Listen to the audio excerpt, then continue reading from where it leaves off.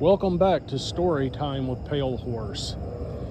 Earlier this year, I was working for some bullshit security company called Security Plus. Anyway, we were at some shopping center earlier this year.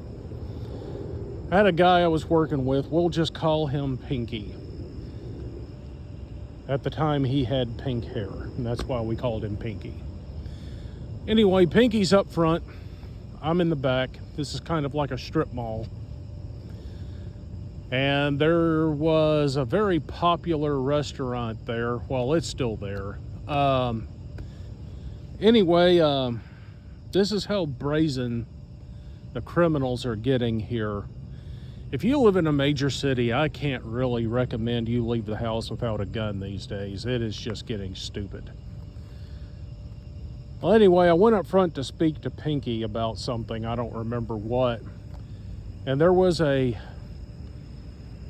truck at an intersection. It was kind of like at the intersection of, I think it's International Paper Drive and Poplar Avenue. And he was just laying into his horn. And after he laid into his horn a few times, I asked Pinky, it's like, what the heck is this guy blowing his horn at? So I started to walk out to the curb and ask the guy, folks, remember this, situational awareness. Pay attention to what's going on around you. Well, as I rounded the corner, now mind you, he's blowing his horn at somebody else, not us. I cannot see what he sees at this point. There's a corner business there, and they've got these stone columns that kind of hold the awning up. This is important. Pay attention. You'll hear this again in a minute. Well, I come around one of the columns, and I notice there are two Dodge Chargers. One of them might have been a Challenger. I'm not sure. And there were a bunch of people there were some people milling around in the parking lot, and the guy took off, and just as I come around the corner, shots ring out. And I'm like, what the hell? Again, situational awareness, and I'm like, oh damn, these people are shooting at us. What the hell?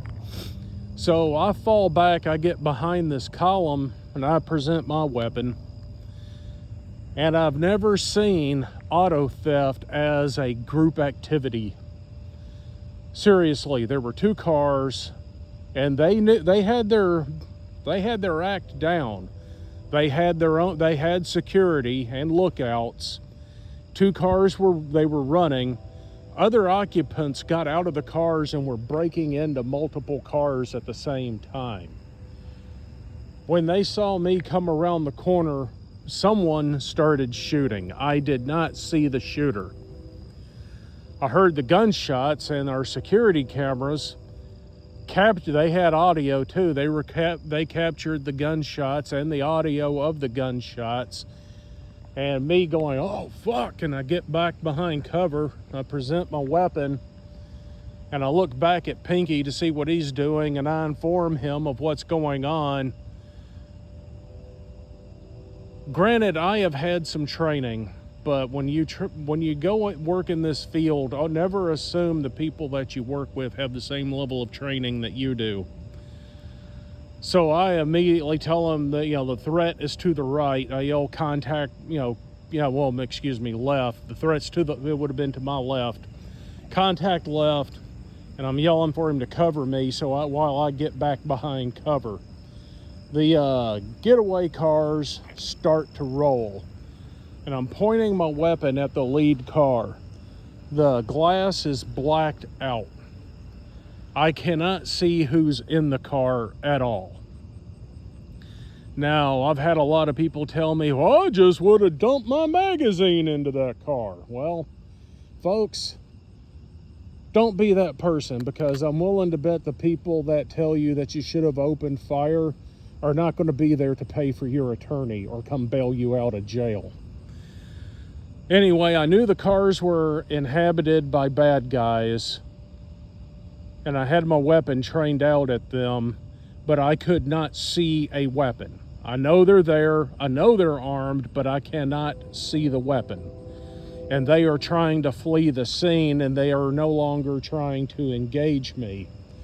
That's why I held my fire and remained behind cover.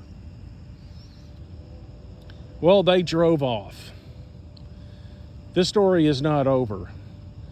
I got a buddy here on the internet. Some of y'all know him. His name is Warsaw Patriot. And as soon as I got off the phone with the 911 operator, and oh my God, I hope you never have to call 911 in Memphis. You get this retard on the phone and they want to play 50 questions with you while you're in a situation like this. You know, I could be sarcastic. I'm surprised they don't ask, do you know their mother's maiden name? I mean, just stupid questions. So, as soon as I get off the phone, 911 operator, Discord rings. And it's Warsaw Patriot. And he's like, hey, Pale Horse, are you busy? And I'm like, how do you respond to that after someone just tried to kill you? You know, it's like, no, I'm not okay. He's like, what's wrong? I'm like, someone just tried to kill me. Oh, really? Like, yeah, just now. I'm waiting on the cops to get here. Well, anyway, I get off the phone with Warsaw, and damn, I had to call 911 again. It took the Memphis Police Department 40 frickin' minutes to get there. 40 minutes. I gave them an earful when they showed up. And then they just wanted to leave. I mean, I've asked the people whose cars got broke into to stay back because this is now a crime scene. And the police were going to come and do whatever it is that they do. Hell, the police were just going to leave. Yes, I'm talking about you, Memphis police. And not take any fingerprints. I had blood on one of the cars where someone leaned into one of the pickup trucks and he was cut on the window that he broke, and he bled on the door of the truck. They didn't want to get any DNA evidence or nothing. They were just wanting to walk away from it. And I got lucky. The truck that got broke into happened to belong to a somebody, and the Memphis police were trying to treat them like a nobody. Well, this somebody was related to a major in the Memphis Police Department, and he called his whatever in-law or cousin or whatever and told him what the hell was going on. All of a sudden, we start getting all kinds of attention from the MPD, and Memphis police finally comes out and takes fingerprints, and they harvest some DNA from the blood that's all on the door of this truck.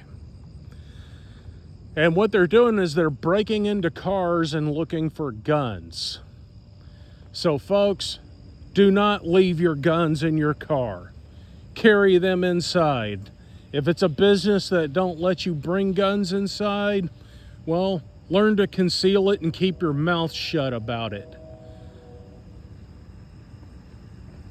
That's all I've got to say about that. Because there are people waiting for you to go into a business that they know are gun-free zones just so they can break into your car.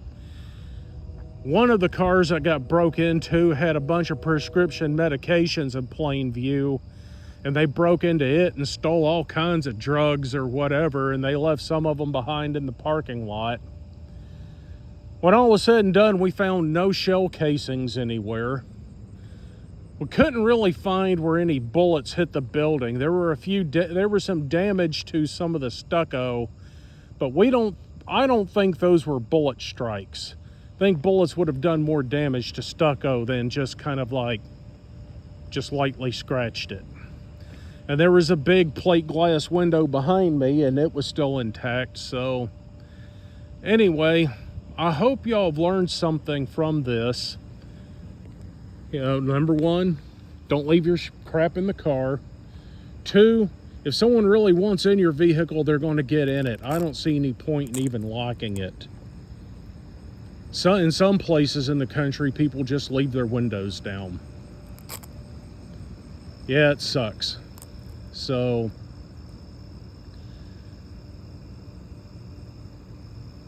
Anyway, that's the end of this story. I hope y'all found it entertaining. And hope you figure out something, because this, like I said, this was real. And unlike what you see on YouTube or whatever, when something goes down, this is how suddenly and how quick it will go down. Keep your head on a gimbal while you're out there. Stay safe. Take care.